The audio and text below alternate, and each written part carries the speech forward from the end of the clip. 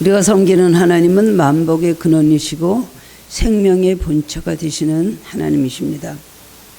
만복의 근원이신 그 하나님의 자녀가 되어서 하나님을 믿고 섬기는 우리들은 그러므로 참으로 큰 복을 받은 사람들입니다. 하나님이 이 세상을 창조하실 때 복을 주시기 위해서 이 세상을 창조하셨고, 사람을 지으시는 것도 하나님께서 우리에게 복을 주시기 위해서 하나님께서 우리를 좋게 하시려고 사랑하심으로 우리를 만들어 주셨습니다. 그래서 하나님은 사람들이 행복하게 살아가도록 세상의 모든 것을 만들어 주셨습니다. 지금 이런 세상이 아닙니다.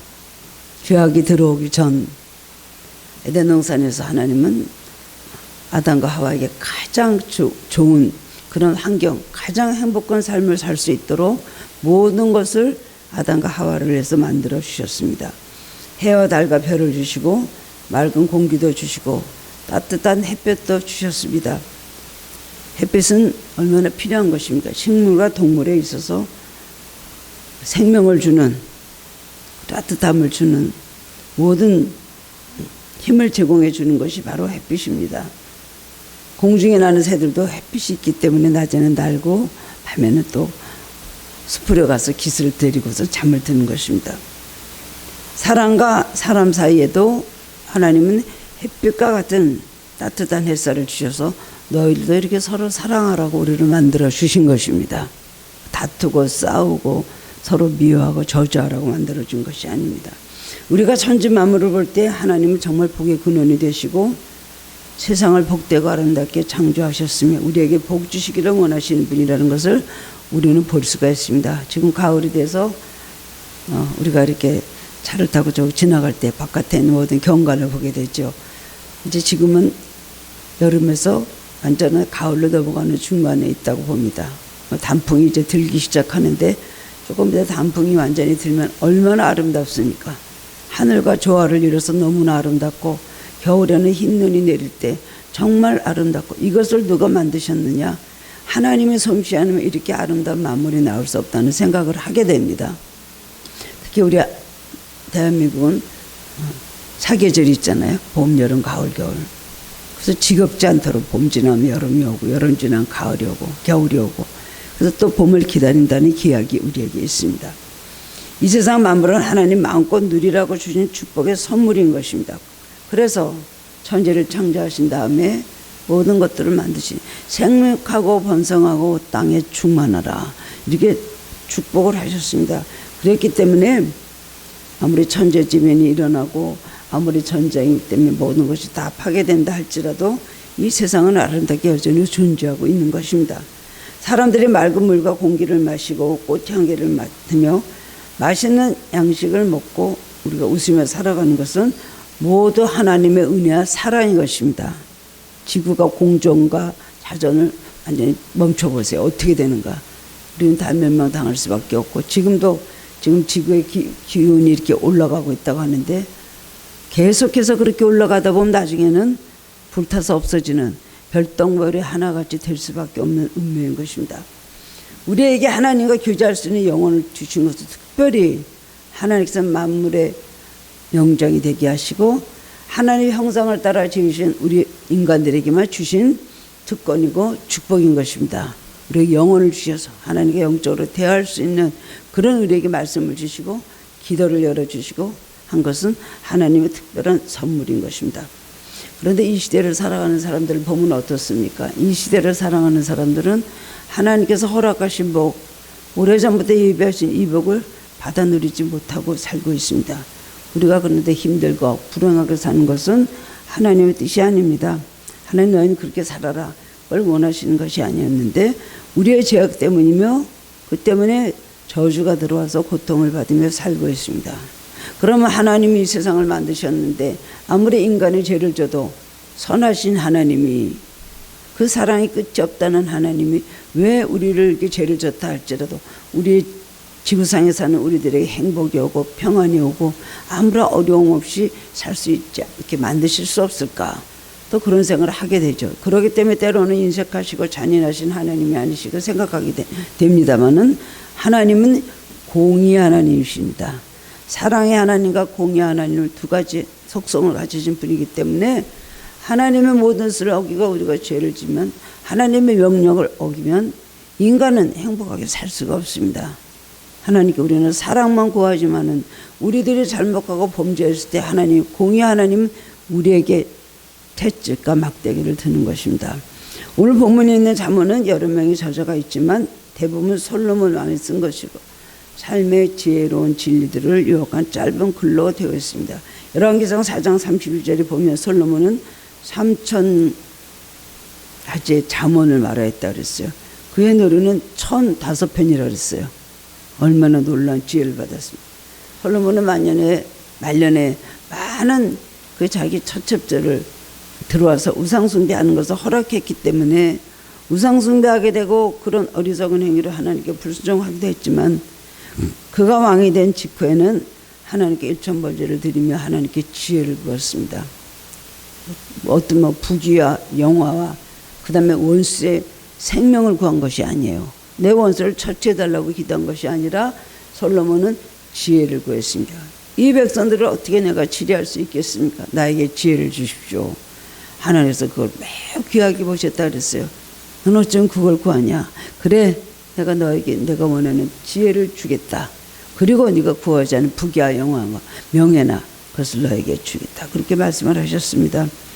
솔로몬은 예수 믿는 사람이나 아닌 사람이나 유대교인이나 아닌 사람들아 솔로몬은 지혜로운 왕으로 널리 세상에 알려져 있습니다. 잠언의 주 핵심 되는 내용은 바로 지혜인 것입니다. 이 지혜는 하나님을 경외함으로 얻게 되는 지혜로 경건하고 의로운 생활을 하게 하는 것이 바로 지혜입니다. 경건하고 의로운 생활을 하지 못하는 것은 어리석다고 표현하죠. 솔로몬은 어리석다는 표현을 많이 했습니다. 어리석은 자요. 어리석은 뭐예요?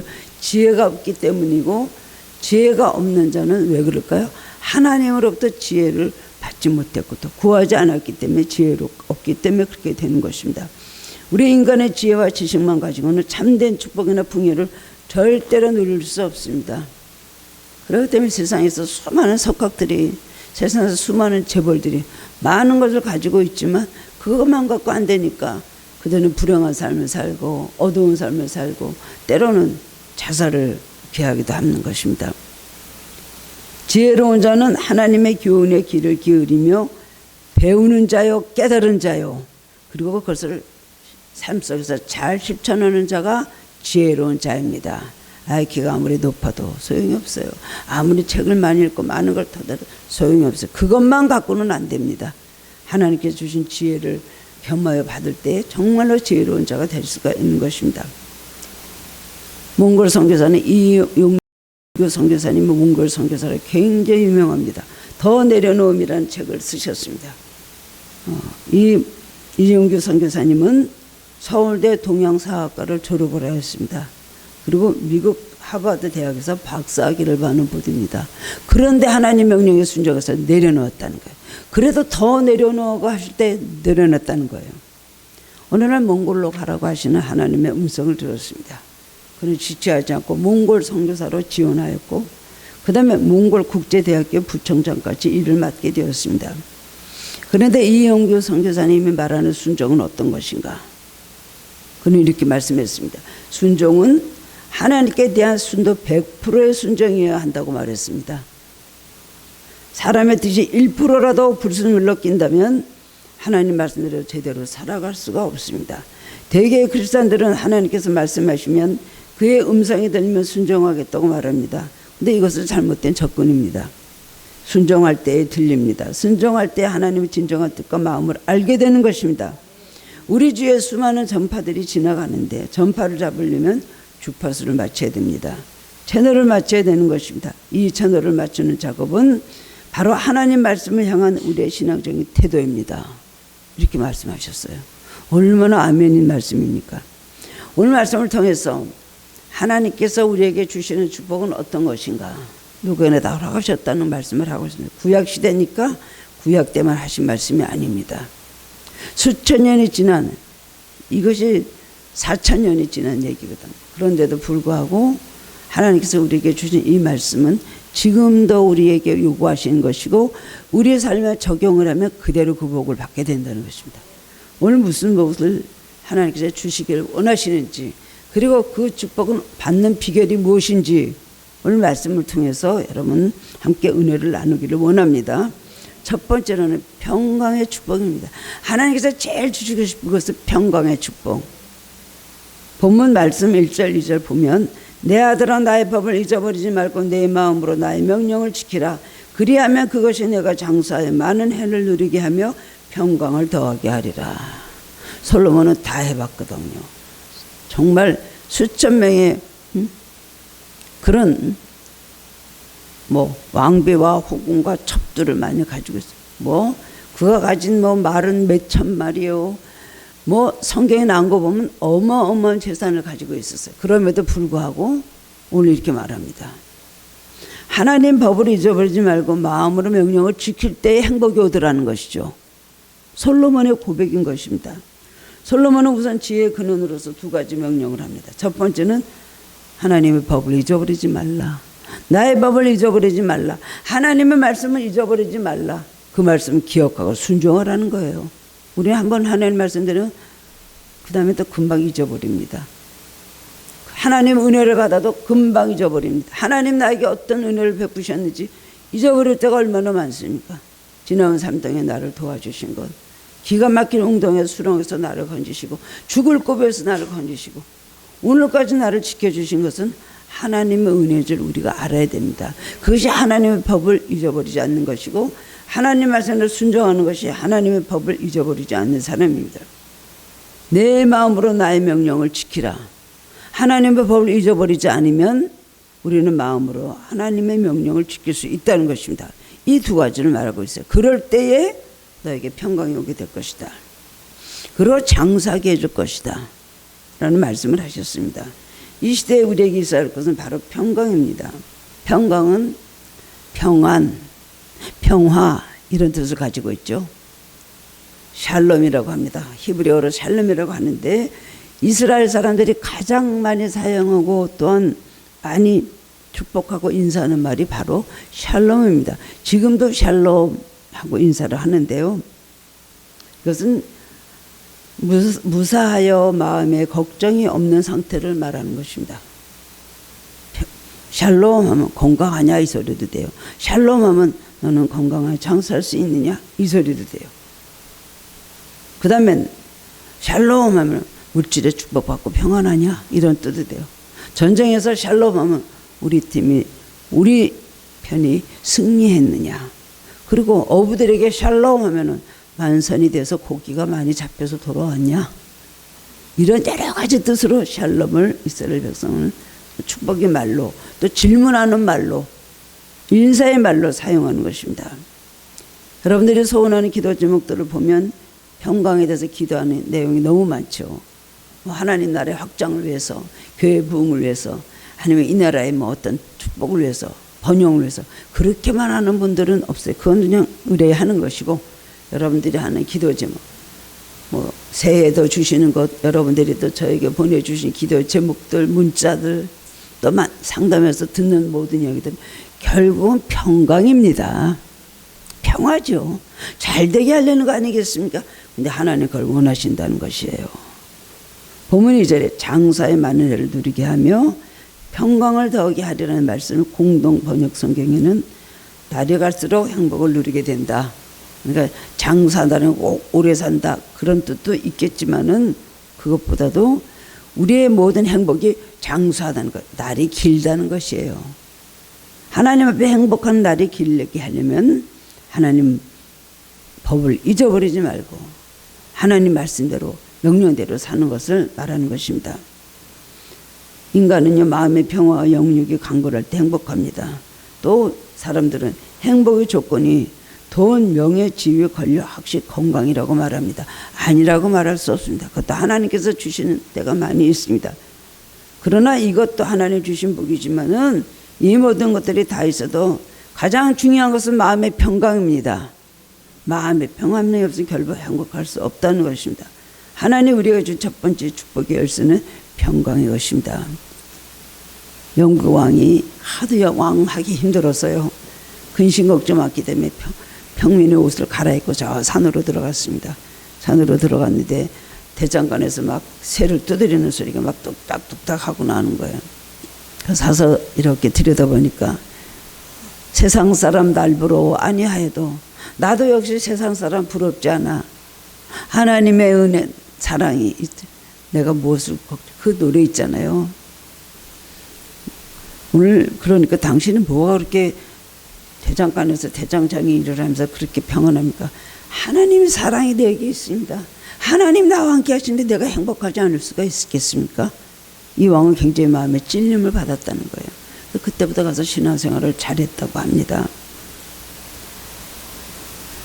3절을 보면 인자와 진리가 내게서 떠나지 말게 하고 그것을 내 목에 매며 내 마음판에 새기라고 말하고 있습니다. 내 목에 매며라는 것은 이것을 중요하게 여길 뿐 아니라 한시라도 잊지 말고 그것을 구체적인 삶의 현장에서 적용하라는 것이 내 목에 매며 이 목을 잡아당기면 얼마나 이 목에 끌려다니지 않습니까? 개도 개목걸이 하면은 끌려다니듯이 하나님의 말씀이 내 목을 졸리면요 우리는 그 말씀대로 따라가는 거예요.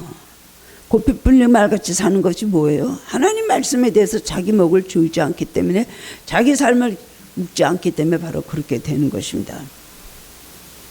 내 마음판에 새기라는 것은 석판에 글자를 새겨서 기억하듯이 우리 마음판에 인자와 진리를 깊이 간직하며 계속 염두에 두라는 것입니다. 이런 사람의 평강이 있다는 것이에요. 신약가에 심은 나무가 사시사철 계절을 쫓아 열매를 맺으며 그 잎사귀가 시들지 아니한 같이 하나님 말씀 묵상하는 자는 이런 축복을 받는다고 시편 1편에 말씀을 하고 있습니다. 우리 마음의 평강이 오는 것은 하나님의 창조의 질서, 하나님의 진리의 말씀에 순종할 때입니다. 내 마음이 왜 이렇게 괴롭고 답답하고 죽고 싶고 이렇게 삶에 아무 의욕도 없지? 뭔가 하나님과 멀어졌기 때문에. 물론 그렇게 하는 이유는 세상에서 여러 가지 일로 올 수가 있습니다. 물질 때문에, 그 다음에 병마가 왔기 때문에, 그 다음에 또 인간관계에 있어서 마음 상하게 하기 때문에, 가족관계 모든 불화하기 때문에, 물론 그럴 수도 있지만 그런 것으로 인하여 하나님 관계가 나빠지면 안 된다는 것이죠. 그것 때문에 하나님 관계까지 멀어지면 마음의 평강은 사라지고 만다는 것입니다. 어떤 이유도 우리를 이렇게 평강을 뺏어갈 수가 없어요. 예수님께서 십자가에 달리시기 바로 몇 시간 전에 예수님께서 잡히시던 날 나의 평안을 너에게 주노라. 내가 주는 평안은 세상에 주는 것과 같지 아니하니라. 너희는 마음에 근심하지도 말고 두려워하지도 말라고 마지막 유언을 그렇게 하셨어요. 그리고 찬양을 부르면서 겟세마네 동산에서 제자들과 함께 가시면서 이 말씀을 너에게 하는 것은 내 기쁨이 너에게 충만하게 하리 함이라. 얼마나 환경적으로 힘들고 어려운 시간이 심각하고 이제 몇 시간 후면 십자가에 달려서 피할 수 없이 못 박혀서 돌아가신다는 거 알고 있으면서도 하나님과 관계가요 하나가 되니까 마음의 평안을 주시는 거예요. 평강은 영적인 평강, 육신의 평강이 있습니다. 육신의 평강은 형통함과 건강을 뜻하는 것이죠. 영적인 평강은 늘 병들지 아니한 싱싱한 푸른 나무 같은 신화생활하며 하나님과 늘 교통하며 하나님께 감사하며 어떤 환난 가운데도 기뻐하며 그리고 하나님 말씀대로 순종하며 살려고 노력하는 그것이 바로 영적인 건강, 영적인 평강인 것입니다. 시편 119편 165절에 보면 주의 법을 사랑하는 자에게는 큰 평안이 있으니 저희에게 장애물이 없으리로다. 또한 시편 29편 11절에는 여호와께서 자기 백성에게 힘을 더해 주시며 여호와께서 자기 백성에게 평강의 복을 주시리로다 라고 말씀하고 있습니다. 자기 백성이란 건 뭐예요? 하나님 말씀대로 하나님 진리와 법도를 따르는 사람을 하나님의 백성이라고 할 수가 있는 것입니다. 우리가 진리의 말씀과 법도를 따를 때 참된 영육 안의 평강과 자유를 얻게 되신다는 것을 항상 기억하시기 바랍니다. 두 번째로는 하나님께서 우리에게 주시는 복은 귀중히 여김을 받는 축복입니다. 본문에 보면 그리하여 내가 하나님과 사람 앞에서 은총과 귀중히 여김을 받으리라. 하나님의 인자와 진리를 떠나지 않게 하고 목에 매며 마음판에 새기며 순종하는 사람은 하나님과 사람 앞에서 칭찬을 받습니다. 인정을 받습니다. 모든 사람들이 그 사람을 좋아하고 존경합니다. 아, 저분은 참 훌륭한 사람이야. 저 사람은 진정 믿음의 사람이야. 저 사람은 정말 저 사람 보면은 정말 크리스찬이야. 어떻게 저렇게 인격이 훌륭할까? 많은 사람들이 감탄하며 또 주위의 사람들이 그를 위해서 기도를 하게 된다는 거예요. 하나는 저 사람은 잘못되면 안 됩니다. 저런 분은 정말 잘 돼야 됩니다. 저런 분은 정말 너무나 훌륭하기 때문에 저런 분을 축복했어요. 그런 기도가 막 올라가는 거예요. 은총이라는 것은 호의라는 뜻이며 좋게 평가받고 높은 가치가 있는 사람으로 평가받게 된다는 것이에요. 하나님과 사람 앞에서 은총과 기중의 여김을 받으리라. 하나님 앞에 잘하면서도 사람들에게 손가락질 받는 사람은 왜 그럴까요? 인자와 진리의 법도대로 살지 않기 때문에 그런 면이 있기 때문입니다. 하나님과를 굉장히 수직적으로는 잘하는 것 같은데 인간관계에서만큼은 별로 인정을 못 받고 별로 좋아하질 않아요. 다 사람들이 그 사람을 싫어해요. 그 이유가 뭘까요? 온전히 진리와 법대로 살지 않기 때문에 그런 것이에요. 그러니까 사람 앞에서 은총을 받지 못하고 귀징형을 받지 못하는 거죠. 저 사람도 예수 믿어? 저 사람이 교회에서 뭐 일을 해? 근데 왜 저래? 사람들은 여러 가지로 눈이 달려서 사람들을 평가를 하게 되는 것입니다. 하나님 원하시는 신앙인은 하나님 앞에서도 그리고 사람 앞에서도 다 은총을 받고 존귀 여김을 받는 사람인 것입니다. 하나님 앞에서는 사람 앞에서 은총과 기증의 여김을 받아야 되는 것입니다. 물질적인 축복 이상으로 중요한 것이 하나님과 사람 앞에서 존귀 여김 받는 것입니다. 이거 굉장히 중요한 것입니다. 그렇지 않은 사람들이 돈이 많아도 얼마나 불행합니까? 돈을 많이 가지고 있지만 사람부터 존귀 여김 받지 못하는 천하게 여기는 사람들이 있습니다. 그 사람들이 존귀 여김을 받기를 원한다면 주님을 닮은 인격과 생활을 함으로써 그것이 되는 것입니다. 성경에 그런 사람들 중에 가장 대표적인 사람이 뭐예요? 그 사람이 완전히 바뀐 사람이 누가복음 19장에 나오는 삭개오입니다. 그는 여리고에 사는 세리장으로서 세무관리들은 로마 정부의 식민지인 유대 백성들의 중간에서 세금을 징수해서 작복을 하였습니다. 그래서 얼마나 로마에 바치고 얼마나 자기가 가졌어요. 그 가난한 백성들에게 돈을 뜯어내느라고 정신없이 그들을 괴롭혔습니다. 부정한 방식으로 부를 축적하고 부자가 됐는데 그렇기 때문에 사람들이 손가락질하는 것이죠. 멸시를 하는 것이죠. 비난은 하고 미워하는 것입니다. 죄인으로 취급받아 소외되고 외롭고 마음이 평안없었던 사람이 바로 그러기 때문에 삭개오였습니다. 근데 마음속에 점점 예수님에 대한 사모함이 생기기 시작했는데 어느 날 예수님 지나가신다는 말을 듣고 키가 작아서 돌무화과 나무 뽕나무 위로 올라갔죠. 올라가 예수님 어떻게 생겼나. 그 마음에 예수님을 만나보고 싶으면 간단히 뭔가 슬픔이 있었습니다. 외로움이 있었습니다. 근데 지나가다 그 나무에 올라가 있는 보슬 예수님께서 보시고 마음이 통했죠. 눈이 통해서 삭개오만을 보셨겠습니까? 눈만 가지고 보셨겠습니까? 성경에 예수님 만난 사람은 다 예수님과 마음이 통했던 사람입니다. 예수님께 뭔가가 예수님의 간절함과 의로움과 예수님을 찾는 마음의 사모함이 있었기 때문에 예수님이 그들에게 다 통해서 기도도 응답해 주시고 믿음을 보시고 그들을 축복해 주셨다는 걸 볼 수가 있습니다. 그래서 예수님께서 보시고 그 마음을 보셨어요. 삭개오 나무에 올라간 것만 보신 건 아니에요. 아, 저거 나를 만나기 원하는구나. 저 마음에 공감이 있구나. 저 마음에 회개하는 마음이 있구나. 만나줘야 되겠다. 그래서 삭개오야 속히 내려오라. 오늘 내가 내 집에 유하야 되겠다고 하셨습니다. 회개하는 그 심령을 보시고 그 다음 말씀하시죠. 이 사람도 아브라함의 자손이다. 사람들이 아니 어떻게 예수가 저런 죄인의 집에 들어갔냐. 그것만 손가락하고 수군거렸다고 그랬습니다. 그때부터는 자기가 남의 것을 뺏은 것은 2배로 갚고 남의 것을 또 자기 소유의 2배로 절반을 갚게 싸우며 갚에 싸우며 그리고 남의 것을 빼앗은 것이 있으면 4배로 갚겠다 그랬어요. 그때부터 그런 삶을 살았거든요. 뭐 예수님이 그 집에 들어갈 때는 아니 저런 죄인의 집에 들어가서 또 아브라함의 자손? 저렇게 악하게 사는 게 무슨 아브라함의 자손이야 했었는데 예수님 들어가셔서 말씀하시고 그 집에 하루 유하셨다 나오셨어요. 그런데 그 다음날부터 실질적인 회개가 생활에서 나타났습니다. 삭개오가 달라졌던 거구나. 자기 소유를 절반을 내서 가난한 사람들에게 다 나눠줬어요. 자기가 남의 앞에서 억울하게 뺏었으면 그걸 기억하고 가서 그 사람들에게 4배로 갚아줬다는 거예요. 사람들 마음이 감동이 됐겠어요? 감동이 안 됐겠어요? 야, 저렇게 달라졌구나. 삭개오 훌륭하다. 감동이 됐다는 거예요. 그러니까 은총과 귀중히 여김을 받는 축복을 받았다는 것입니다. 우리에게 가장 축복받는 것은 하나님과 사람 앞에서 훌륭한 사람으로 인정과 여김을 받는 것입니다. 끝까지 귀중하게 여김을 받는 존재가 되어야 되겠어요. 우리 십자가에는 수직적인 면과 수평적인 두 가지가 있습니다.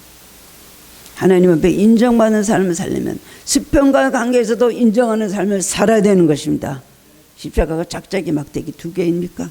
같이 있는 것입니다. 그렇기 때문에 하나님 기뻐하시는 삶을 살고 그 다음에는 거기에 맞게끔 인간과의 관계에 있어서도 하나님 앞에 칭찬받는 삶을 살 때 은총과 귀중히 여김을 받게 된다는 것입니다. 남에게 성실하게 살고 신의를 지키는 것입니다. 미국 테네시 주에 있는 생배품 회사로 큰 성공을 거둔 밀비라 박사라는 사람이 있었습니다. 이 사람은 처음에 일리노이주의 스프링필드라는 작은 마을에서 태어나서 살았거든요. 그런데 나중에 생명보험 회사로 큰 부자가 되었습니다. 사람들이 그에게 그렇게 성공하게 된 비율이 무엇입니까? 라고 물었을 때 그는 사무엘상 2장 30절 말씀에 나를 존중히 여기는 자를 내가 존중히 여기고 나를 멸시하는 자를 내가 경멸하리라 라는 말씀을 마음 깊이 새기고 그때부터 그대로 살려고 노력했기 때문이라는 것입니다. 우리는 하나님 말씀 많이 알고 많이 읽고 많이 하는 것, 기도도 많이 하고 다 좋습니다만 가장 중요한 것은 그것보다도 지켜 행하는 것입니다. 말씀대로 사는 것입니다. 그런 사람을 하나님께서 높이 평가하고 존귀 여기 준다는 것입니다. 이 비결을 알아야 되는 것입니다. 우리는 작은 일보다 순종하면 충성하면 어디든 가든지 남에게 멸시당하고 소외당하지 않고 다른 사람들에게 존경받고 귀히 여김을 받는 존재가 되게 하십니다. 작은 일부터 작은 일부터 우리는 그거 생각하고 순종해야 되는 것이에요. 작은 일부터 충성해야 되는 거예요. 자기 중심대로 살며 자기밖에 모르고 자기의 유익만을 구매하며 사는 사람은 어디 가나 사람들에게 결국 배척받고 멸시를 나중에 당합니다. 사람은 심은 대로 거두는 법입니다. 하나님의 은혜를 알고 감사할 줄 아는 사람, 손을 펴서 남에게 사랑을 베풀 줄 아는 사람, 남을 대접하는 사람이 하나님 축복하시고 사람들도 그를 존경하고 사랑하게 된다는 것입니다. 황금률이 뭐예요? 기독교 황금률. 남을 대접하라. 대접을 받으려거든 남을 대접하라 그랬습니다. 첫 번째 누구를 대접해요? 하나님을 대접해야 됩니다. 두 번째는 사람을 대접해야 됩니다. 이거 황금률이에요. 하나님 대접할 줄 모르고 그냥 사람도 대접할 줄 모르고 무조건 자기 혼자 잘 된다고 해서 하나님 그를 높여주시고 대접을 하냐는 말씀이죠. 시편 91편 14절에 보면 하나님이 이르시되 그가 나를 사랑한즉 내가 그를 건지리라 그가 내 이름을 안즉 내가 그를 높이리라 라고 하셨습니다. 그러므로 하나님 말씀을 알고 있다면 하나님 말씀에 순종하는 사람이 라는 것을 기억하시고 나 하나님 말씀을 잘 압니다 라고 하는 것을 말씀 순종으로 증거해 보이시기 바랍니다. 네가 누구를 안다. 그 사람이 모든 걸 하고 그 사람과 좋은 관계로 그 사람을 사랑하며 가는 것이 그 사람을 아는 것이지. 이름 알고 그 사람이 뭐 한다고 그 사람을 아는 것이에요. 성경에서 말하는 영적인 안다는 더 깊은 뜻을 가지고 있는 것입니다. 마지막으로 세 번째로는 앞길을 열어주시는 축복을 우리에게 주십니다. 본문 5절 6절에 보면 너는 마음을 다하여 여호와를 신뢰하고 내 명철을 의지하지 말라. 너는 범사에 그를 인정하라. 그리하면 내 길을 지도하시리라고 합니다. 살다 보면 우리가 고난과 장벽에 부딪히고 우리의 삶의 앞길이 좌절과 실패로 절망에 빠져버릴 때가 너무나 많이 있습니다. 사람들은 그럴 때마다 몸부림치며 그 절망의 늪에서 헤쳐나오려고 정말 혼신의 힘을 다하고 피나는 노력을 하죠. 그런데 내 머리와 내 생각과 내 실력으로 내 방법으로 내 노력으로 될 것 같은데 그렇지 않다는 것이 문제인 것입니다. 잠언 16장 3절에 보면 너의 행사를 여호와께 맡기라. 그리하면 너의 경영하는 것이 이루리라. 사람이 마음으로 자기의 길을 계획할지라도 그 걸음을 인도하시는 여호와시니라 라고 하셨습니다. 앞길을 열어주시겠다는 것이에요. 하나님께 의지하는 사람, 하나님께 마음을 열고 기도하는 사람, 철저히 신뢰하는 사람에게는 하나님께서 길을 열어주십니다. 저를 의지하라. 시편 30편. 저를 의지하라. 그리하면 내 마음의 소원을 이루어 주시리로다. 그를 기뻐하면 모든 길이 형통하게 된다 그랬습니다. 하나님과 화목하고 평화하라. 그리하면 내게 복이 임할 것이다. 그런데 욥기 22편 말씀, 22장 말씀, 아주 제가 좋아하는 말씀. 하나님과 화목하라. 그리고 평안하라. 그리하면 복이 내게 임하리라. 이것이 아주 축복받는 비결이 바로 정답이라고 할 수가 있어요. 하나님과 하나 되고 화목하면요, 평안을 얻습니다. 그 다음에 하나님과 평안을 얻으면 그 다음에 어떻게 돼요? 내 가는 길이 형통하고 너의 길이 이루어지고 네가 무엇을 서원하든지 그대로 갚게 해주신다는 것입니다. 인간의 능력과 계획은 점점 치밀하게 만들어져 가는데 자꾸만 길이 막히는 것. 하늘로 가는데 왜 이럴까? 뭔가가 하나님과 길이 열려지지 않은 부분도 있고, 아니면 하나님 더욱더 의지하고 하나님 가까이 하라는 하나님의 사인인 것입니다. 더 가까이 와, 더 가까이 와, 더 가까이 하다 보면 우리가 깨닫게 되고 하나님 기뻐하시는 사람이 될 수가 있습니다. 고난이 오래가는 걸 뭐 할까요? 고난이 오래가는 가운데 많이 우리에게 깨닫게 해주시고 또 따라서 많은 은혜도 주시고 사랑도 주시고 우리에게 영적으로도 풍성한 사람으로 만들어 주시는 겁니다. 각자에게 주신 모든 연단받는 연도수가 다 다르죠. 하나님의 뜻이 계시다는 것을 믿으시기 바랍니다. 인간의 죄는 보잘것 없고 한계가 있기 때문에 인간의 명철을 의지해서는 안 됩니다.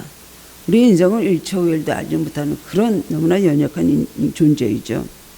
나의 알파고는 깨로 내 머리로 무엇을 경영을 하지 말고 믿음을 가지고 하나님을 겸손히 의지하는 사람에게 하나님 길을 열어주신다는 거예요. 자기의 명철을 의지하는 사람은 교만한 사람입니다. 저도 어떤 데 이렇게 머리에 이렇게 떠오르면 이것이 하나님이 주신 주제입니까? 나한테서 나오는 이겁니까? 내가 내 생각에서 나온 대로 자꾸 내 머리를 믿고 하다 보면 연단이 그렇게 길 수가 없어요. 나 아무것도 모릅니다. 나 아무것도 못합니다.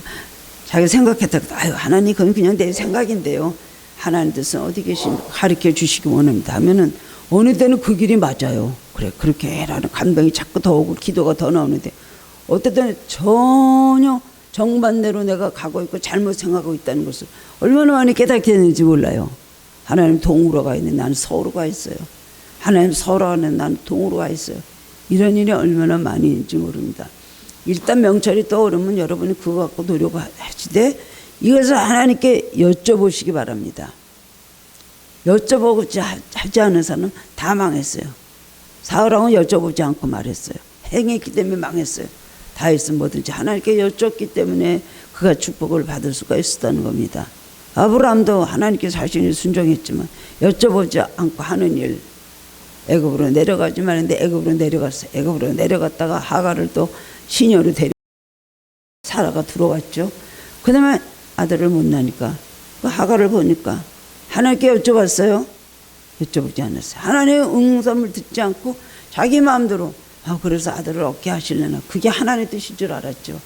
그래갖고 이스마엘이라는 낳지 말아야 될 자녀를 낳게 되고 오늘 중동 집안에 이런 많은 환난과 이런 다툼과 무시한 그런 이런 모든 그 살상이 있는 이유가 뭘까요? 그 이스마엘을 낳기 때문에 그런 거 아닙니까? 죄라는 것은요 너무나 전염성이 강합니다. 전파가 너무 빨리 됩니다. 확산성이 너무나 많습니다. 큽니다. 그리고 죄라는 것은 사람에게 와서 딱 확인시키고 이것이다 하는 자신을 주는데 너무 빠른 길이라는 거예요. 그렇기 때문에 하나님께서 준 지혜인가 내 마음대로 하는 것이 아닌가 이것을 여러분 잘 기억하시고 분별하시고 기억하시기 바랍니다. 교만해서 인간적으로 머리 굴리거나 골똘히 생각해서 될 일 같지만 절대로 이루어지지 않습니다. 하나님 의지하고 말씀대로 의롭고 선하게 살아야 되는 것입니다. 요즘 사람들은 성공하기 위해서 줄을 잘 서야 된다. 사람을 닮아내야 된다. 인맥을 중요시하죠. 자랑하시면 이것도 자기 명철을 의지하는 것이고 여호와를 의지하지 않는 행위인 것입니다. 더불어민주는 파란색이죠. 국민은 빨간색이죠. 파란색 됐다 빨간색 됐다 빨간색 됐다 파란색 됐다 이런 사람들을 우리가 볼 때가 있고 마치 보면 굉장히 모든 걸 잘 이렇게 중용으로 잘 푸는 것 같지만 사실은 들여다보면 그렇지가 않습니다. 굉장히 얄팍하고 교만하고 경솔하고 그리고 어떻게 보면 인간적인 치사한 방법으로 할 수가 있죠. 하나님 의지하지 않고 하나님보다 사람을 더 믿고 의지하고 따라다니다가는 꼭 실패합니다. 사람 말에 넘어가지 마세요. 내가 너를 잘 되게 해줄게. 내가 너를 도와줄게. 이런 말 믿지 마세요. 저는 그런 말을 엄청 많이 듣고 살아온 사람들이 은혜 받으면 엄청난 약속을 저에게 합니다. 아마 그대로 다 됐다면 어떻게 됐을까요? 지금쯤 완전히 뭐 세계 선교센터 몇 개 짓고 기도원 몇 개 짓고 성전도 몇 개 짓고 그렇게 했을 것입니다만 하나도 이루어진 것도 없고 그 말을 전 절대로 고지듣지 않습니다. 하나님 의지하는 사람은 처음에는 현명하게 보이지 않고 일이 안 되는 것 같고 실패한 것 같아도 하나님께서 결국은 깜짝 놀랄 정도로 앞길을 활짝 열어주신 것을 체험하게 됩니다. 야, 하나님 의지했더니 생각하지 않았던 이런 일들이 생겼네. 어떻게 하나님 이렇게 하실까? 우리 생각에는 안 될 것 같기 때문에 사람 방법은 나오는 거예요. 사람을 의지하는 거예요. 인간적인 방법으로 자꾸 더 노력해야지. 더 인간적인 방법을 어떻게 해봐야지. 고민하고 골똘하게 머리 끄고 다 내려놓고 하나님을 의지하고 저는 못합니다. 하나님 하시옵소서. 못합니다. 빨리 손을 내려버리세요. 기도하면 하나님께서 그 믿음 보시고 안 됐던 일도 해주게 해주시고 놀라운 일들 희한하게 하나님 방법으로 뭐든지 해결이 나거든요. 이스라엘 백성은 4년 동안 광야에서 방황했던 것은 사람 의지 않고 의지하지 말고 하나님 의지하는 방법을 배우기 위해서 그렇게 했습니다. 하나님을 의지해라. 낮에는 구름기둥, 밤에는 불기둥. 그거 따라가지 않으면 한 발자국도 갈 수 없었기 때문에 하나님 말씀에 순종하고 자기 자신의 생각과 모든 걸 다 일생활 옛 모든 육성을 다 버리고 하나님만 따라가기 위해서 완전히 도관에 든 쥐같이 집어넣고 하나님께서 연단하신 것입니다. 하나님께 기도하고 마음을 활짝 의지하고 열어놓는 사람은 첩첩산중 사면초가에서도 망하지 않고 나중에는 길이 열리는 것을 체험하게 된다는 것입니다. 하나님께서는 열려진 마음으로 하나님께 의뢰하고 하나님의 줄을 끝까지 잡을 때 우리의 길을 열어주십니다. 기도해봐도 안 되네 해서 하늘교회 떠나는 분들 많아요. 믿어봤자 별볼일 없네 그래서 하늘교회 나가서 사람들이 그대로 나가서 교회도 다니지 않고 완전히 불신자들이 된 것을 볼 수가 있습니다. 마지막으로는 하나님께서 주시고 싶은 축복, 물질의 축복. 우리들이 가장 원하고 우리들이 가장 좋아하는 복입니다. 물질의 축복 주신다는 거예요. 9절 10절 말씀 보면 내 재물과 내 소사물의 처음 익은 열매로 여호와를 공경하라. 그리하면 내 창고가 가득히 차고 내 포도즙이 포도즙 틀에 새 포도즙이 넘치리라. 처음 일을 여기는 두 가지 뜻을 가지고 있는데요. 하나는 처음 것, 주의를 말합니다. 성수주의를 말하는 것이죠. 처음 익은 열매로 여호와께 공경. 시간의 첫 열매가 어디예요? 바로 첫 주간의 첫날, 바로 주일인 것입니다. 그렇기 때문에 이것으로부터 축복이 시작되는 걸 믿으시기 바랍니다. 교회 주일날 나오고 안 나오고 뭐 그냥 나오고 뭐 형편인데 안 나오고 그 다음에 올 수 있는데도 안 오고 공연이 안 오고 이유를 따지고 안 오는 사람들은 신앙 자체가 없는 것입니다. 거기서 우선 갈라지는 것입니다. 첫날인 이 주일을 잘 지킬 때 나머지 6일 동안에 복이 따라올 줄 믿으시기 바랍니다. 그날을 드리면 하늘일이 한 주간 동안 형통하게 되고 또 지켜주십니다. 두 번째는 첫 열매는 물질, 또 11절을 말하면 첫 것은 11절입니다. 하나님께서 주시는 것에 또 무엇이 들어왔든지 뭐든지 하나님 앞에 11절을 드려라. 이것도 성경에서 말라기에서 구약시대에서 주신 말씀이에요. 아브라함도 멜기세덱 제사장에게 11조를 갖다 드렸다 그랬어요. 11조 왜 드립니까? 그것 있어도 못 사는데 11조를 어떻게 드려요? 하나님께서는 11조를 드리는 사람 믿음을 보십니다. 하나님의 은혜로 이것도 들어왔으니 내가 하나님 앞에 드립니다. 하나님의 은혜로 나는 살고 있습니다. 하나님의 은혜가 아니면 내가 못 삽니다라는 신앙의 고백이 11조예요. 그런데 아까우니까 안 드리죠. 없으니까 안 드리죠. 만약에 11조를 아직 형편이 어려서 못 드리신다면 11조 할 수 있는 생활이 되게 해달라고 기도하시기 바랍니다. 너무 없으면 어떻게 11조 드리겠어요. 가부는 2랩돈 생활비 전체를 넣었다고 주님께서 칭찬하셨지만은 억지로 그렇게 못할 수도 있습니다. 피치 못하게 하나님 앞에 11조 할 수 있는 생활과 믿음 달라고 기도하시기 바랍니다. 옛날 성도들은요, 무엇이든지 농사를 지어도 닭이 계란을 놔도 한 개는 하나님 것으로 드렸다는 거예요. 이스라엘 백성이 지금 잘 사는 이유가 뭔가요? 다 모든 목사님들과 모든 책에서 그렇게 말하고 있습니다. 이스라엘 백성은 11조만큼 철저하거든요. 이거 안 드리면 망한다라는 생각을 가지고 있을 정도예요. 그래서 말씀드렸잖아요. 남의 것을 훔쳐갖고 열한다는 남의 밭에서 훔쳐갖고 이거 지고 오다가 그냥 막 뛰어서 도망을 갑니다. 근데 성전을 지나왔어요. 근데 이건 아니거든요. 가서 훔친 것 중에 하나를 던지고 9가지를 들고서는 그 다음에 제 갈 길을 갔다는 말이 있습니다. 어쩌든 11조 생활 철저하게 드린 이스라엘 백성 물질로 어딜 가나 나라를 잃고 유랑방황했지만 그들은 굉장히 부유하게 살았습니다. 여호와를 바로 경외하는 것은 마음과 입술만이 아니고 재물을 가지고도 해야 된다는 것을 성경은 수없이 말씀하고 있습니다. 하나님 돈하고 무슨 상관이야? 돈 달라 그래? 그러는 게 아니에요. 축복 받으려면 물질로도 하나님 공경할 줄 알아야 되는 것입니다. 그 아까운 것을, 나에게 필요한 것을 하나님께, 남에게 절대로 주고 싶지 않은 건 뭘 말해요? 그거는 그만큼 하나님 사랑 안 하다, 믿음이 없다는 것입니다. 소중하고 누군가 주고 싶겠어요? 하나님께 그걸 왜 드리고 싶겠어요? 그만큼 하나님 사랑합니다. 내가 희생합니다. 없어도 내가 이렇게 합니다. 라는 것입니다. 누구든지 빠지지 않고 기도하는 것이 재물을 구하는 것이고, 또 우리의 기도가 재물의 축복과 연계를 누구나 원합니다. 그렇기 때문에 우리는 물질이 필요한 것을 우리가 필요한 걸 잘 아시죠. 하나님이 약속하신 대로 이루어주시는 걸 보려면 물질도 하나님 앞에 드리고 선한 일도 많이 하시고, 없어도 선한 것을 심으십시오. 물질을 심은 대로 거둡니다. 여러분의 자손들이란 여러분 후손들에게도 하나님께서 큰 축복을 주신다는 겁니다. 하나님 제일주의 신앙생활, 먼저 하나님 기쁘시게 하고 하나님을 잘 경외하는 것입니다. 성경에 많이 있습니다. 시간이 많이 지나서 더 이상 말씀드리지 못해요. 창세기 20장 아브라함이 이삭을 바쳤습니다. 열왕기상 17장 2번 사르밧과 보고 자기 아들과 함께 마지막 남은 밀가루 한 움큼 기름 조금으로 떡을 구워 먹고 죽으려고 할 때 선지자 엘리야가 그걸 달라 그랬거든요. 선지자가 그것을 드렸어요. 말도 안 됩니다. 그러고 화내지 않았다는 거예요.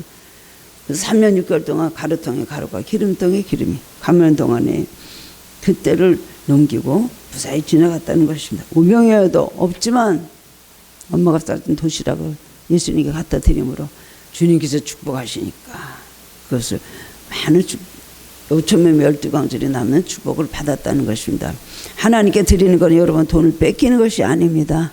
하나님 손에 맡기고 이거 축복해 주시옵소서 하는 겁니다. 선한 일 많이 하고 물질로도 남을 기쁘게 하고 싶는 사람은 하나님 앞에 그거 드리는 겁니다. 냉수 한 그릇 남에게 대접해도 그 상을 잊어버리지 않는다 그랬어요. 반드시 그걸 기억하시고 축복의 비결인 줄 아시기를 바랍니다. 오늘 말씀은 3일 지침서가 되는 너무나 귀한 말씀입니다. 말씀대로 진리대로 살아갈 때 평강을 얻고, 그리고 성실하고 하나님 의지할 때 귀중히 여김을 받고, 여호와를 의지하는 사람의 앞길이 훤히 열리고, 물질을 드리고 선하게 심는 사람에게 물질의 풍요를 주신다는 것을 여러분 믿으시고 그런 축복을 받으시는 성도님들 되시기를 주님의 이름으로 축원합니다.